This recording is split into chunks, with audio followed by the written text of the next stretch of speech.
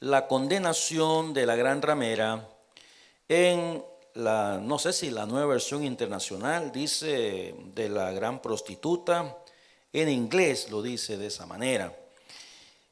Uno de los capítulos más complicados de la Biblia, del libro de Apocalipsis, mucho simbolismo, pero vamos a tratar la manera de encontrarle sentido a todo esto. Dice la palabra de Dios: vino entonces uno de los 7 ángeles que tenían las 7 copas y habló conmigo diciéndome: ven acá y te mostraré la sentencia contra la gran ramera, la que está sentada sobre muchas aguas, con la cual han fornicado los reyes de la tierra, y los moradores de la tierra se han embriagado con el vino de su fornicación.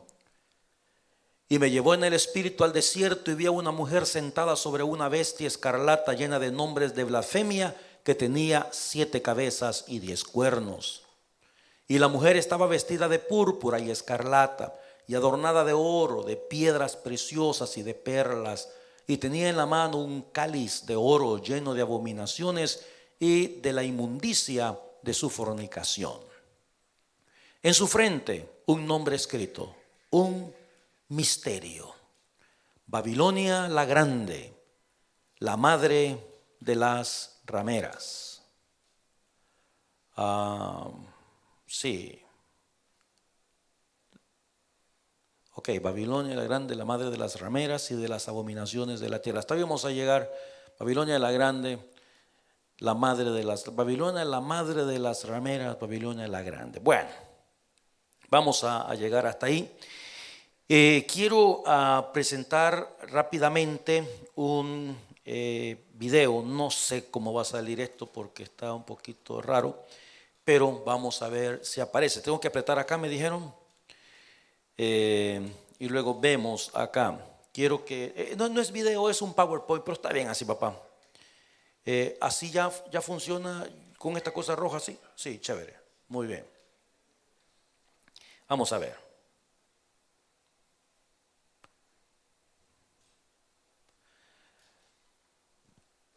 Solo échale un vistazo nada más a eso, el intrigante Irak. Quiero que pensemos en Irak, en el estudio de esta noche. ¿Por qué razón? Porque el capítulo 17 y 18 nos hablan de Babilonia. Babilonia de aquel entonces es el Irak de hoy en día. Entonces, veamos la relación que hay entre Babilonia e Irak desde el inicio de la creación. Mire usted, vamos a ver.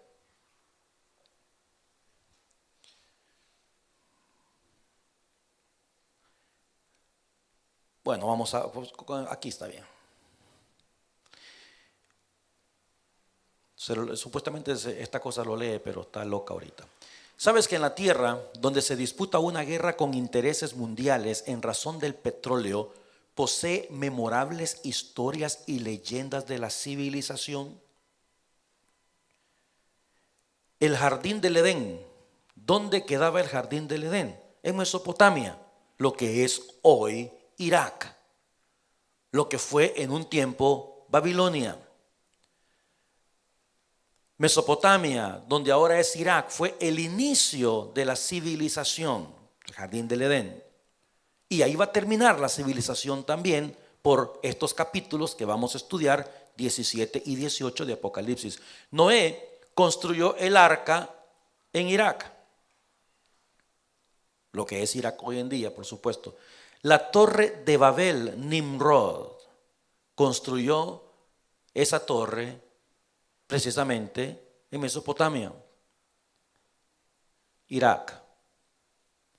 Abraham era la ciudad de Ur, que quedaba al sur de Irak. La esposa de Isaac, Rebeca, era de Nahor, que quedaba en Irak. Va a aparecer una palabra que en lugar de orar dice rezar, ¿ok? Yo le pido disculpas desde ahora, pero esta cosa es vieja. Por cierto, esta la compartió conmigo el pastor hermano Toby, el pastor general, hace años, y no hay manera hay manera, ¿verdad?, de arreglarlo, pero no pude. Jacob se encontró con Raquel, ¿en dónde? En Irak. Jonás, ahí está. Nínive, ¿dónde quedaba Nínive, hermanos? En lo que era esa parte del mundo de aquel entonces. Siria, Irak. Asiria, que quedaba en Irak, conquistó las 10 tribus de Israel. Babilonia, que quedaba en Irak, destruyó Jerusalén. ¿Recuerda usted? La sitió Nabucodonosor. Daniel estuvo en la cueva de los leones. ¿Dónde? En Irak. Esto fue por medio del rey Darío.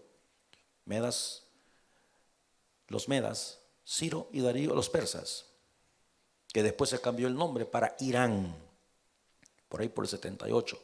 Belsasar, rey de Babilonia, vio la escritura en la pared. ¿En dónde? También en Irak.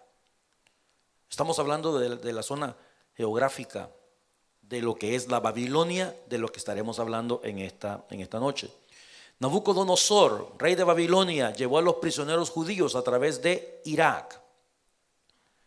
Ezequiel hizo sus oraciones en Irak. Los reyes magos vinieron de una área también de Irak. Pedro oró en esa parte del mundo también. El imperio del hombre descrito en Apocalipsis, la llamada Babilonia, una ciudad de Irak, que es lo que estaremos estudiando. Y bueno, dice que probablemente no sabe que la palabra Mesopotamia significa entre dos ríos, más exactamente los ríos Tigris y el río Éufrates. Y el nombre Irak significa país con raíces profundas. Ciertamente Irak es un país con raíces profundas y de enorme importancia en la Biblia. Excepto Israel, ninguna otra nación tiene más historia y profecías asociadas a ellas que el país de Irak. Israel es la tierra más mencionada en la Biblia, pero ¿sabe cuál es la segunda palabra? Eso mismo, Irak, que en la Biblia corresponde a nombres como Babilonia, la tierra del Sinar y también Mesopotamia. Nos habla de una información curiosa, pero esto no considero que no tiene la mayor importancia. Pero ahora quiero entrar en materia con el capítulo del 17. Vamos a ver si esto funciona. ¿Esto está encendido, papá? Sí. Ahí está. No me funciona, fíjate. Bueno, vamos a ir despacito con esta situación. Ahí tenemos el capítulo 17. Si usted pone atención, dice la escritura: vino entonces uno de los 7 ángeles que tenían las 7 copas. Acuérdese que hemos estudiado los sellos, hemos estudiado las trompetas y las copas. Y hemos dicho que tanto sellos como trompetas y copas son juicios que Dios ha derramado, especialmente en el tiempo de la tribulación. Dijimos que todos estos juicios tienen relación directa de Dios con la nación de Israel. ¿Ok? ¿Por qué? Por haber sido una nación rebelde, por haber sido una nación desobediente, y por más que Dios trató la manera de cobijarlos, Israel siempre ha ido en el sentido contrario del que Dios les ha querido llevar. Entonces, en el versículo 1 en nuestras Biblias, uno de los 7 ángeles que tenían las 7 copas habló conmigo. Recuérdese que el escritor de Apocalipsis es Juan el Amado. Gracias, John. Es Juan el Amado. Él está diciendo: mira, el ángel habló conmigo. Ya vamos a llegar a ese versículo, deja ver. Me diste otro, Juanito. Esa, mira, ve. Ok, bueno, vamos a volver aquí a ese, pero tomemos estas cosas en consideración. Los próximos 2 capítulos, 17 y 18 de Apocalipsis, se centran en el juicio divino sobre la ciudad de Babilonia. Usted se va a dar cuenta, 17 y 18, en contra de Babilonia. Es el capítulo 17, si usted se da cuenta, dice condenación de la gran ramera, y leímos el versículo 5, dice, y en su frente un nombre escrito, un misterio, Babilonia la grande, juicio contra Babilonia. De hecho, en sus Biblias el capítulo 18 dice la caída de Babilonia. Entonces, los próximos dos capítulos tenemos que ponernos aquí en la cabecita Babilonia, y les acabo de demostrar que la Babilonia de aquel entonces es el Irak, es el área de Siria en la actualidad. En dos pasajes anteriores se menciona este juicio sobre Babilonia. Capítulo 14, si mal no recuerdo, y versículo 8 dice: otro ángel le siguió diciendo, ha caído, ¿quién? Babilonia. Ok, ya vamos a descubrir de qué se trata y por qué todo esto. Y luego en el capítulo 16, versículo 19, y la gran ciudad fue dividida en tres partes, y las ciudades de las naciones cayeron, y la gran Babilonia, juicio sobre Babilonia. Ahora, en Apocalipsis 17:1, que es el versículo que les estaba leyendo, vino entonces uno de los 7 ángeles que tenían las 7 copas del juicio, y habló con Juan y le dijo: ven acá, quiero mostrarte la sentencia contra la gran ramera, la que está sentada sobre muchas aguas. Ahora, pon atención. Este capítulo 17 tiene una gran variedad de simbolismos, pero nos vamos a dar cuenta que al final del capítulo, el mismo capítulo da la respuesta de los significados de todos los símbolos, ¿ok? Bueno, tengamos eso en mente. Después de eso, en Jeremías capítulo 51 dice: tú, la que moras entre ¿qué? Muchas aguas, rica en tesoros, ha venido tu fin, la medida de tu codicia. El capítulo 51 habla de un juicio sobre Babilonia, y aquí lo tenemos en el versículo 1 diciendo que está sentada sobre muchas aguas, lo que implica que hay una conexión entre los juicios en contra de Babilonia hecho por los profetas y lo que encontramos en el libro de Apocalipsis. Ahora, la gran ramera, ahí no salió muy bien en esa foto, pero para que tengan una idea nada más. En el versículo 2, con la cual han fornicado los reyes de la tierra, y los moradores de la tierra se han embriagado con el vino de su fornicación.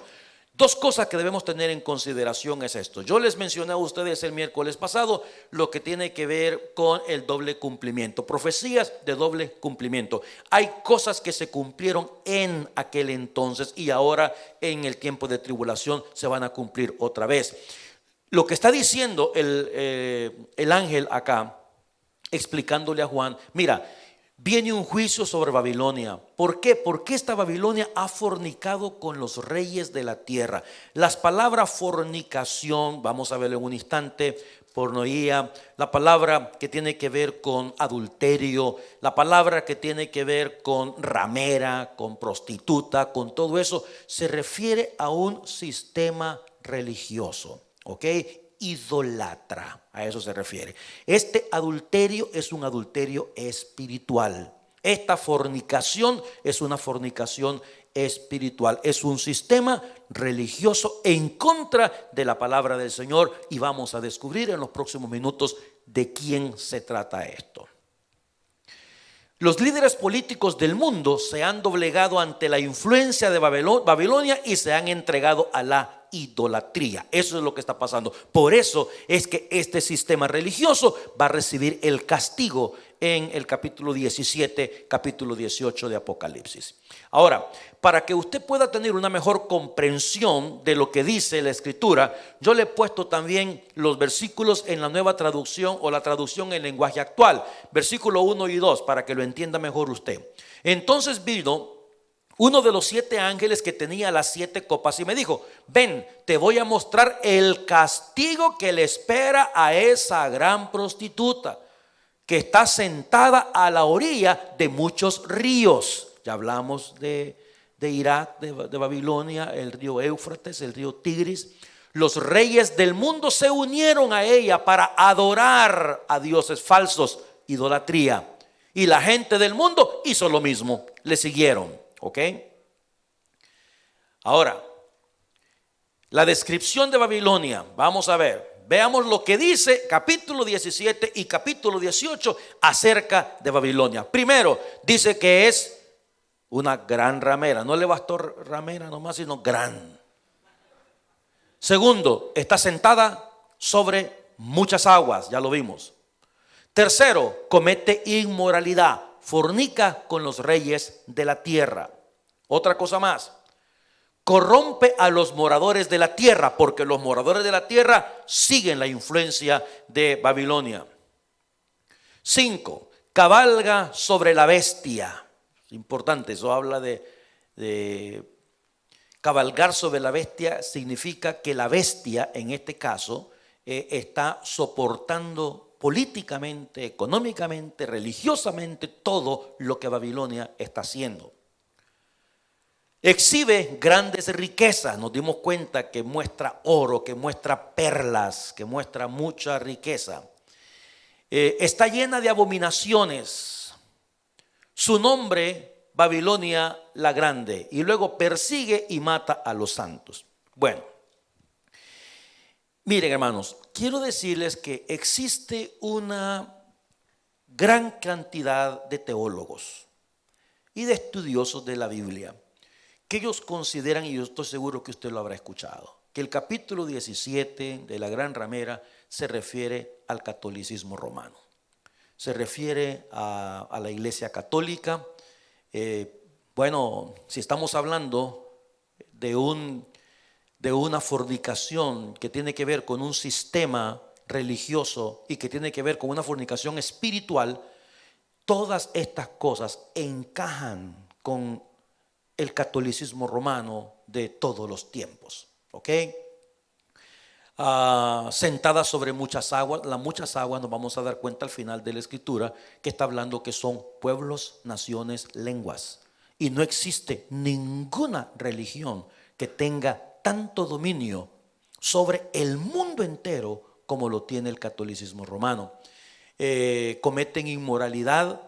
Usted, mire, la Biblia dice que prohibir a la gente casarse es doctrina de demonios, dice la palabra.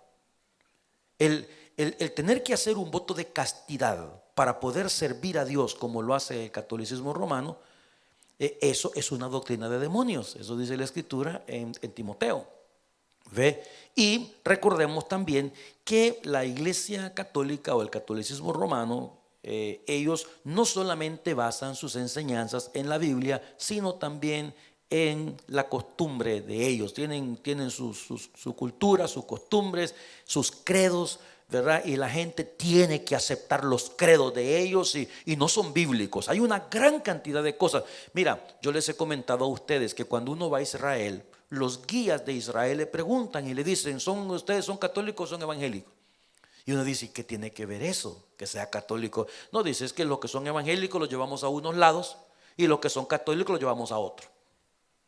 Y usted, claro, como son guías que van al servicio suyo, usted les pregunta y les dice: bueno, es que a los católicos, por ejemplo, dicen, los llevamos a una iglesita donde ellos creen que de ahí ascendió María al cielo.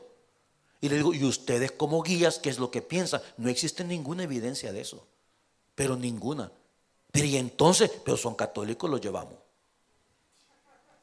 Es así, ¿me entiende? Entonces es complicada la situación y ellos lo siguen creyendo. Hermanos, el catolicismo romano prohibió la lectura de la Biblia hace muchísimos siglos. La prohibieron. ¿Y por qué? Ellos decían que un libro tan santo no podía estar en manos de pecadores. ¿Por qué? Por el temor, por el miedo. ¿El miedo a qué? A lo que hoy en día está pasando. Que usted abre la escritura y la lee y se da cuenta y dice: pero mire lo que dice aquí. Aquí dice que el justo por la fe vivirá. No por indulgencia, no porque yo tenga que hacer una gran cantidad de cosas, no porque tenga que golpearme todo el santo día. Y entonces, ¿por qué me enseñaron eso si aquí dice otra cosa? Entonces ellos tienen ese temor. Entonces después, cuando ya no pudieron hacer más nada con las Sagradas Escrituras, decidieron dar la misa en latín, que es la misma historia. La gente iba, de verdad, y lo único que yo entendía era por secula seculorum. Y la gente: amén. Y usted le preguntaba a su compañero: ¿y qué fue lo que dijo? Decía: no sé. Claro, que vamos a andar sabiendo lo que se decía. Entonces nos quedábamos todos en ascuas. Pero usted escudriña la palabra. Jesucristo nos manda a escudriñar la palabra del Señor. No solamente el catolicismo romano, pero esta Biblia ha sido perseguida por siglos, queriendo destruirla. Pero la palabra de Dios permanece para siempre, amados míos. Y gracias a Dios que vivimos en un país donde tenemos libertades y podemos leer la palabra de Dios sin sin que nadie nos esté diciendo cosas diferentes. Usted todo lo que necesita es tener al Espíritu Santo dentro de usted, y el Espíritu le revela la palabra de Dios. No es lo que el pastor dijo, lo que el otro dijo, es qué es lo que dice la palabra del Señor.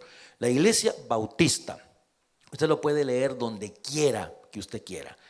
Se va a dar cuenta que la Iglesia Bautista es la iglesia que más se esfuerza por apegarse a las enseñanzas de las Sagradas Escrituras. Hay cosas que no hacemos porque no están en la Biblia, simplemente. No están ahí, no las hacemos. ¿Ok? Entonces quiero animarle pues a leer la palabra y a entender lo que dice la palabra del Señor. Cada una de estas cosas corrompe a los moradores de la tierra, por supuesto, exhibe grandes riquezas. No creo que haya, tal vez los mormones, ¿verdad? Como secta, que haya una iglesia en este mundo que tenga tanta riqueza como la tiene el catolicismo romano. No creo verdaderamente que haya otra. Persigue y mata a los santos. Hermanos, en el nombre del catolicismo romano se matan a las iglesias evangélicas. México, eso abunda en Cholula se llama, o hay una película, ahí está en YouTube, usted la puede buscar, donde se persiguen a las iglesias evangélicas. Precisamente porque todo aquello que está en contra de los evangélicos, aquello que está en contra de los católicos, entonces ellos pues son capaces de hacer cualquier cosa. ¿Por qué? Porque lo que poseen es una religión, no poseen a Cristo en el corazón.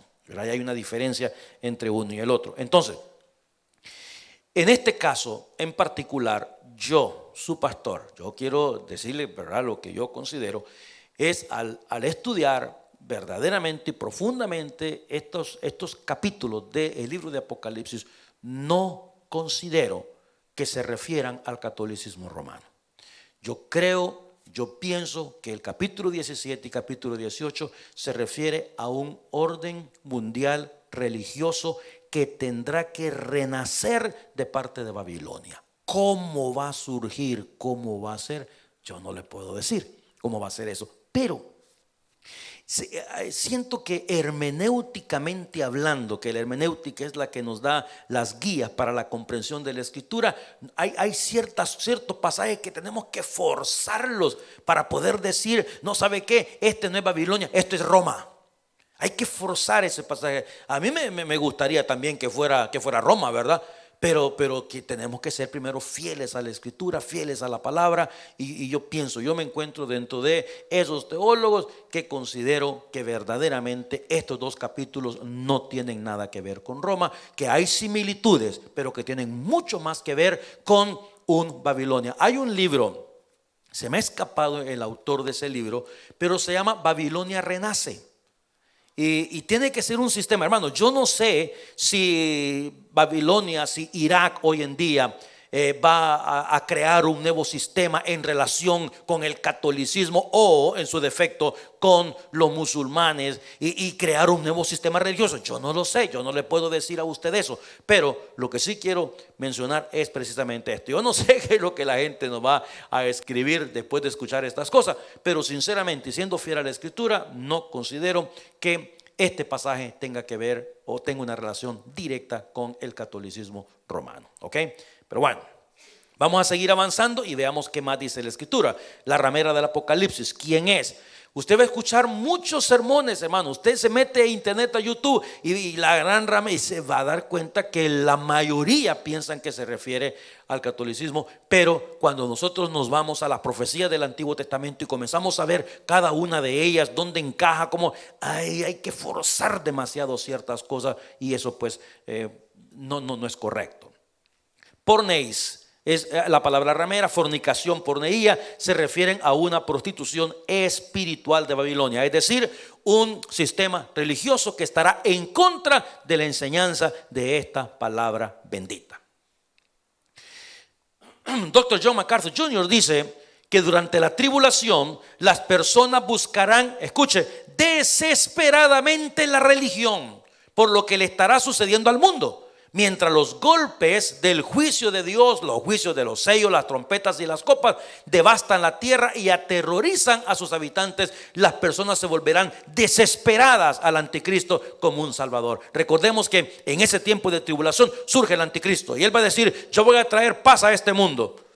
Yo voy a traer seguridad a este mundo. No se preocupe, yo me encargo de todo. Entonces la gente con ese deseo, cuando el anticristo surja diciendo esto, ya pasaron los sellos, hermano.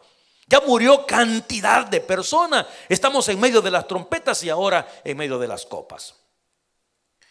En el versículo 3 dice: y me llevó en el espíritu al desierto. Es importante notar esto, que Juan se encontraba en la isla de Patmos en este instante, pero de una manera como una visión o un éxtasis, el Espíritu de Dios le llevó al desierto para mostrarle esta revelación. ¿Y qué fue lo que vio? Lo vimos también hace unos días. A una mujer, hablamos de las 4 mujeres, ¿se acuerda, verdad?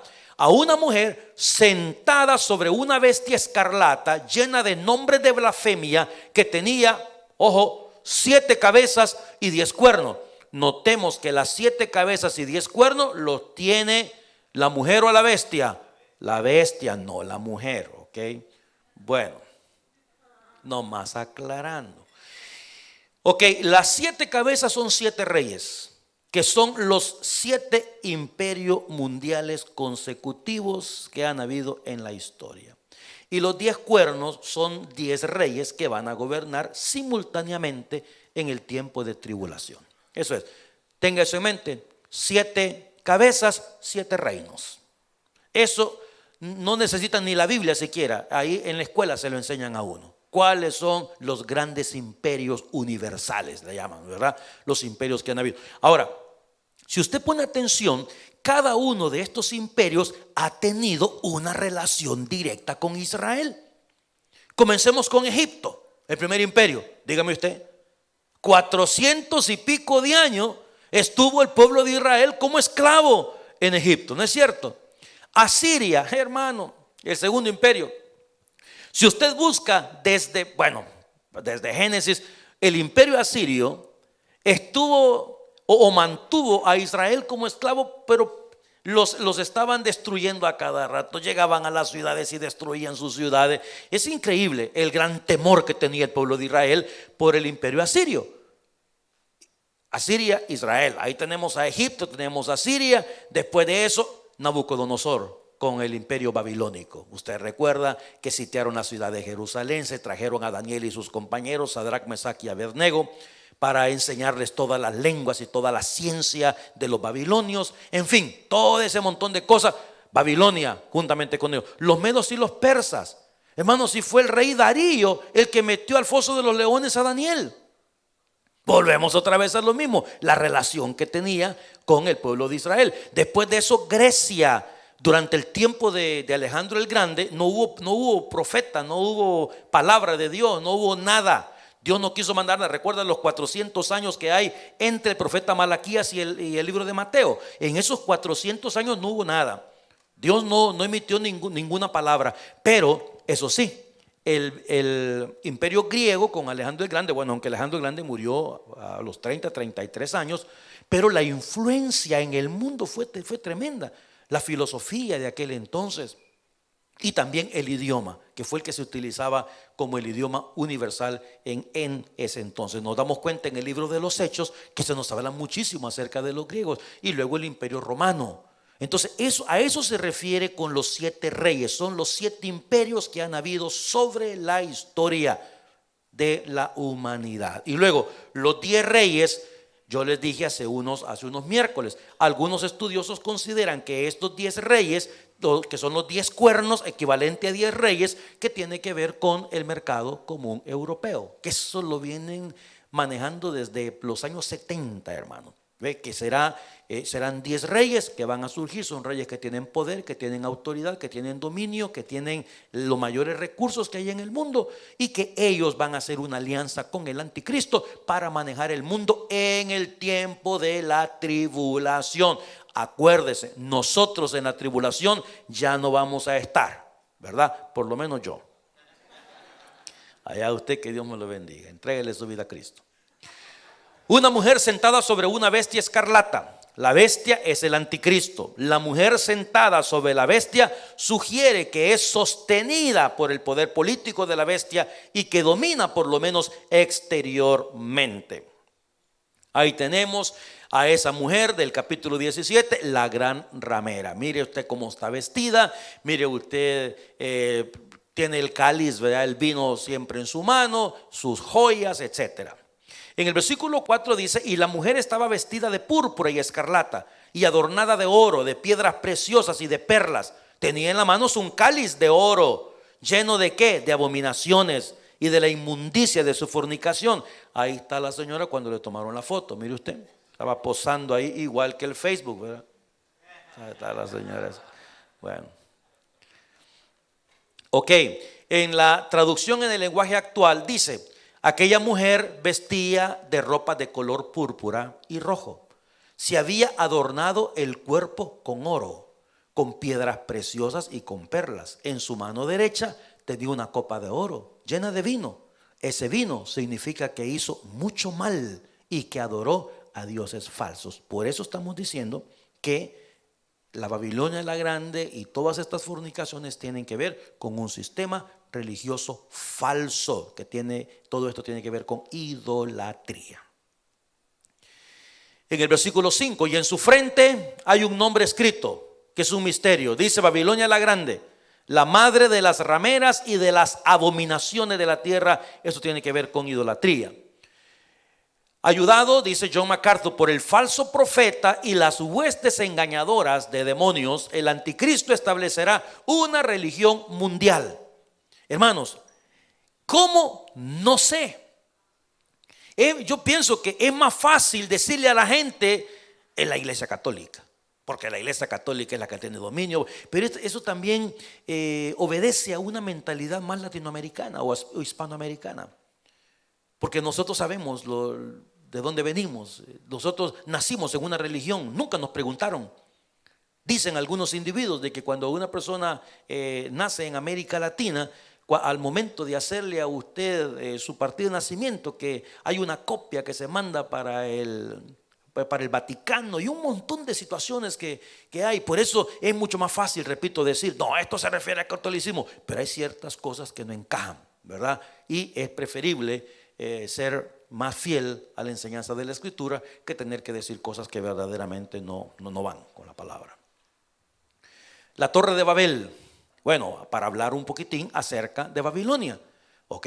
Para comprender la religión falsa babilónica del futuro, hay que entender el papel de Babilonia en la religión falsa del pasado. La historia de Babilonia comienza con la Torre de Babel. Entonces, el anticristo, de alguna manera, mire, Babilonia tiene que renacer, hermano.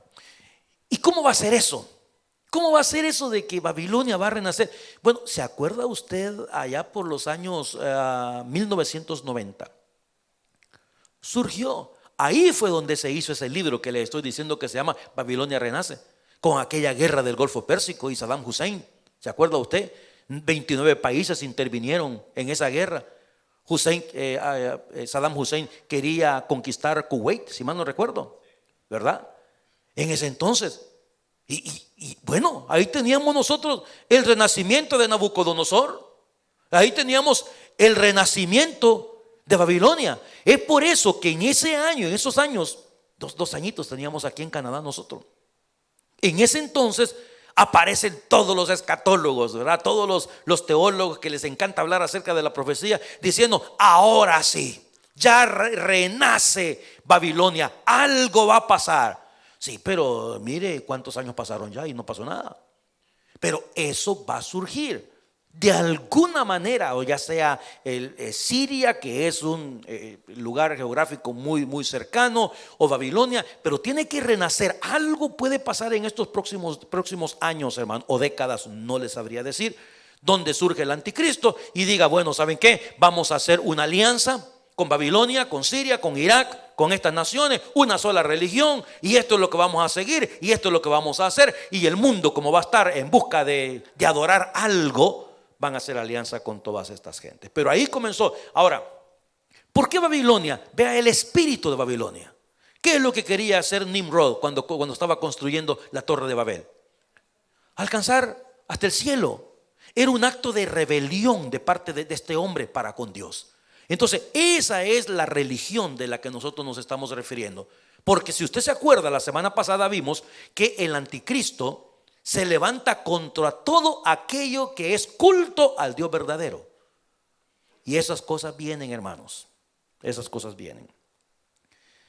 ¿Qué alianza habrá en medio de todo esto con las agendas que tenemos hoy en día y los grupos que tenemos hoy en día en el mundo? Yo no lo sé. Pero yo le garantizo que hay más grupos que están en contra del evangelio hoy en día que aquellos que están a favor. Y va creciendo todavía esto,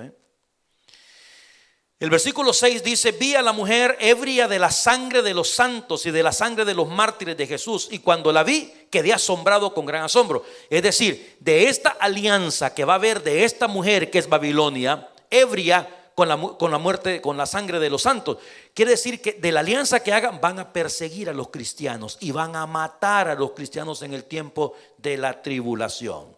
Eso ya sucede en algunos países hoy en día. El versículo en la traducción en lenguaje actual dice: luego me di cuenta de que la mujer se había bebido el vino y se había emborrachado con él. Ese vino representa la sangre del pueblo de Dios y de los que fueron asesinados por mantenerse fieles a Jesús. Esta visión me sorprendió mucho. ¿Se acuerda usted que yo le he mencionado los miércoles anteriores? Hoy en día estamos en el tiempo de la gracia. Hoy en día Cristo murió por usted. Eso es lo que se predica. Cristo murió por usted en la cruz, pero en la tribulación la gente va a tener que morir por Cristo. Le van a decir que hay que ponerle el sello de la bestia y la gente va a decir no. Bueno, una de dos: o niega a su Dios o else, ¿verdad? Y la gente tendrá que pagar por eso. Esto es bien importante. Y el ángel me dijo: ¿por qué te asombras? Mire usted, yo te diré el misterio de la mujer y de la bestia que la trae, la cual tiene las 7 cabezas y los 10 cuernos. Por eso digo, la Biblia se interpreta con la misma Biblia.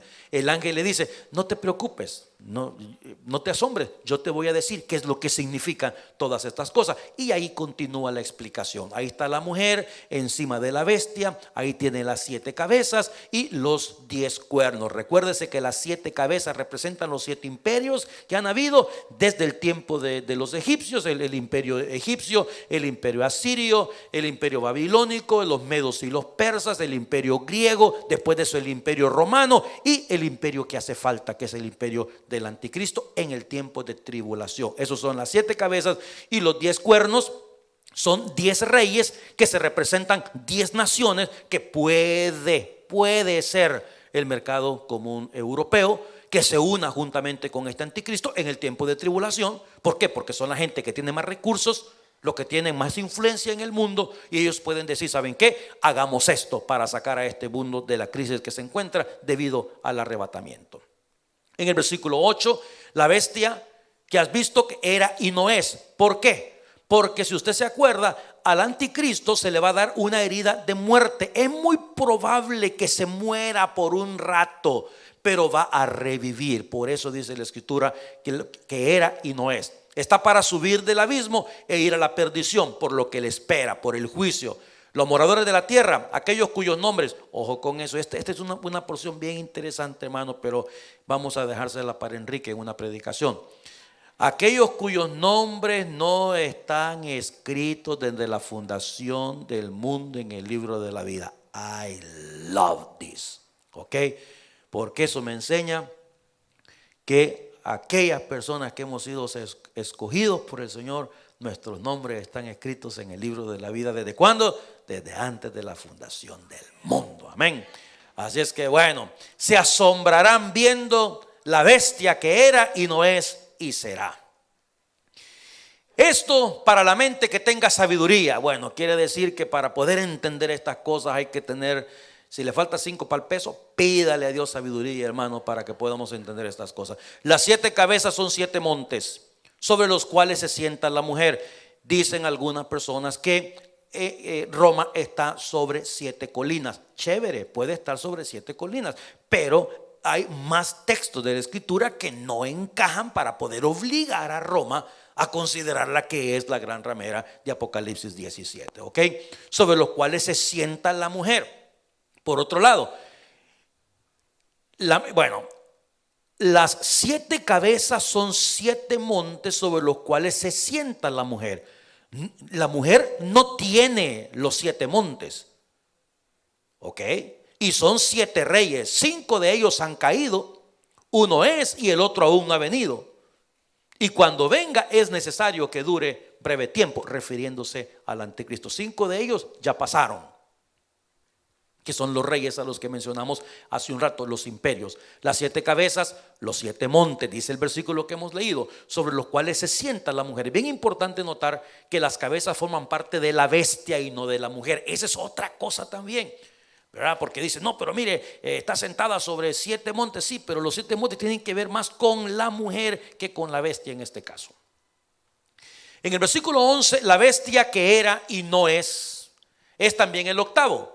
Y es de entre los 7 y va a la perdición. Este es el reinado del anticristo en el tiempo de la tribulación.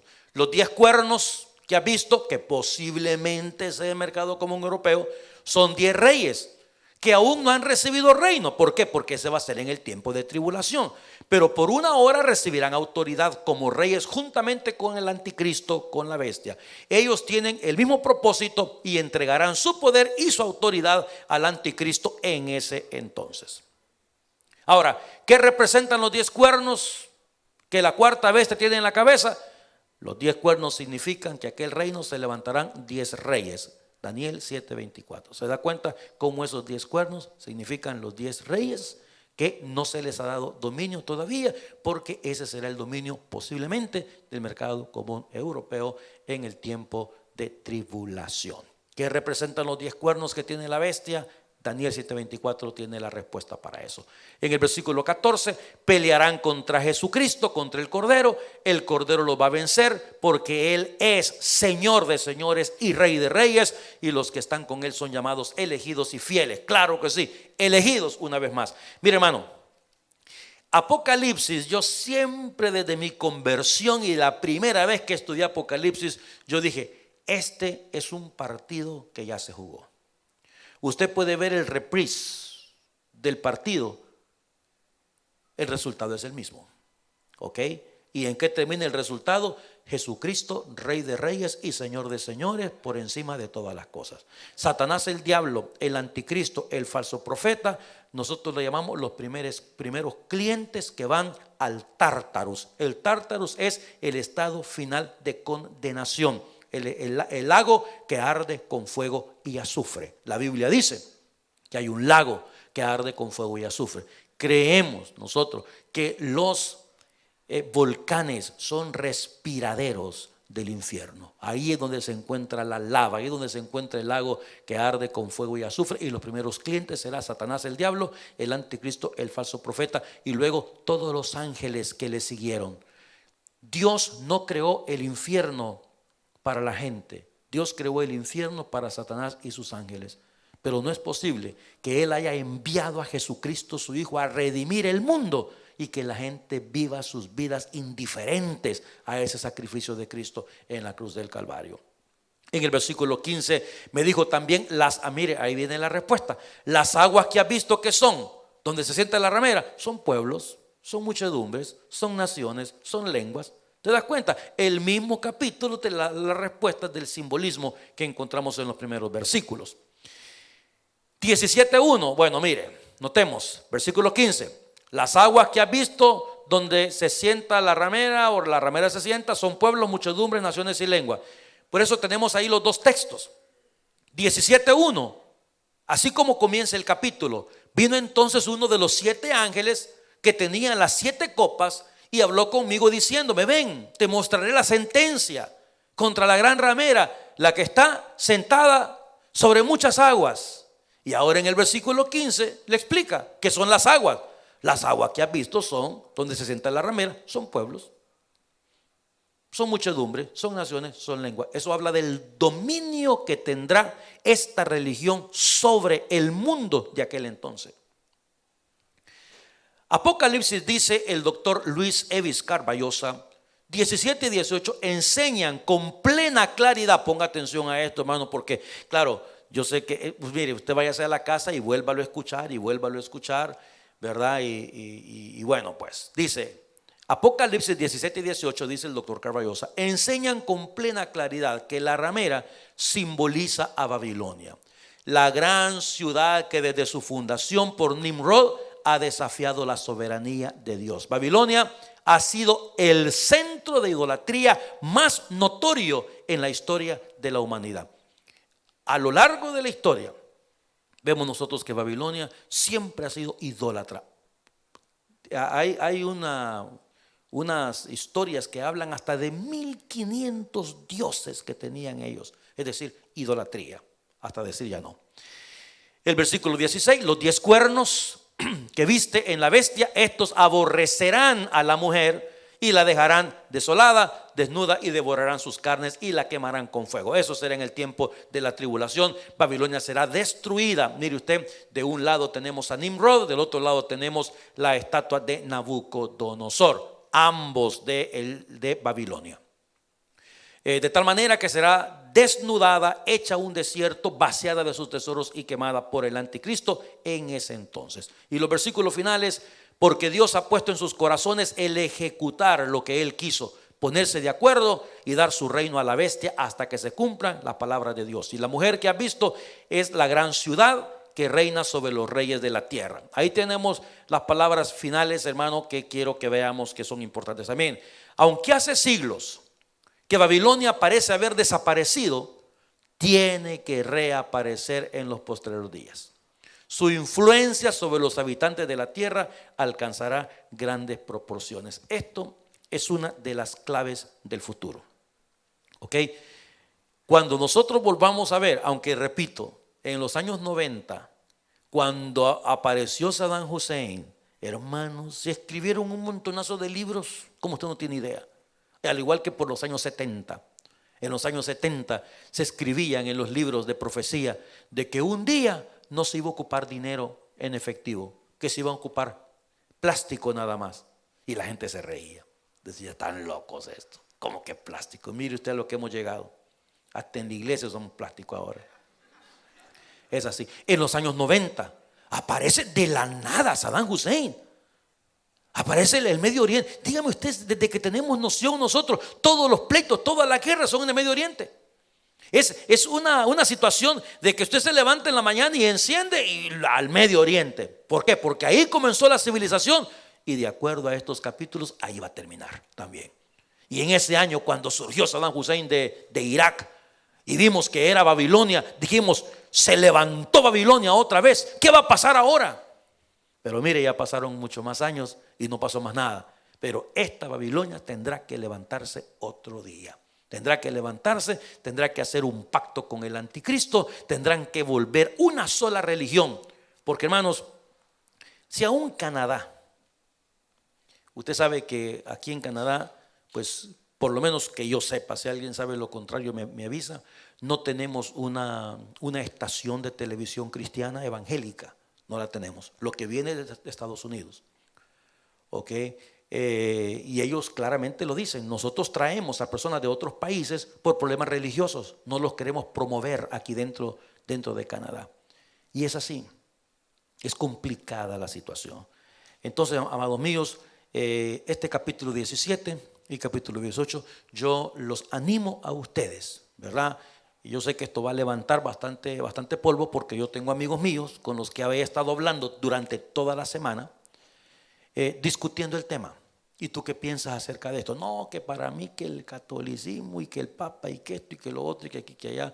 Yo digo, pero ¿qué hacemos con esto y qué hacemos con esto? Pero es que, y bueno, tengo varios de mis colegas pastores que no nos pusimos de acuerdo en este tema, ¿verdad?